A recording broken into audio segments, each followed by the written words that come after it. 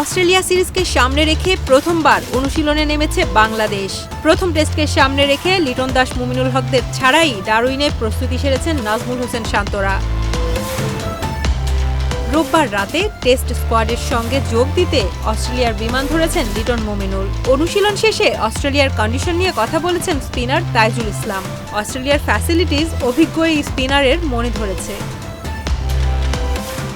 অস্ট্রেলিয়ার মাটিতে দীর্ঘ 23 বছর পর টেস্ট খেলতে যাচ্ছে বাংলাদেশ। 13 আগস্ট প্রথম টেস্ট হলেও কন্ডিশনের সঙ্গে মানিয়ে নিতে আগেই পৌঁছেছে নাজমুল হোসেন শান্তর দল।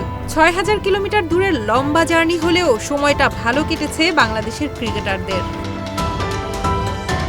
প্রথম টেস্টের আগে 6 আগস্ট একটি প্রস্তুতি ম্যাচ খেলার কথা রয়েছে। সেখানেই নিজেদের ঝালিয়ে নেওয়ার চূড়ান্ত সুযোগ পাবেন নাজমুল হোসেন শান্তরা।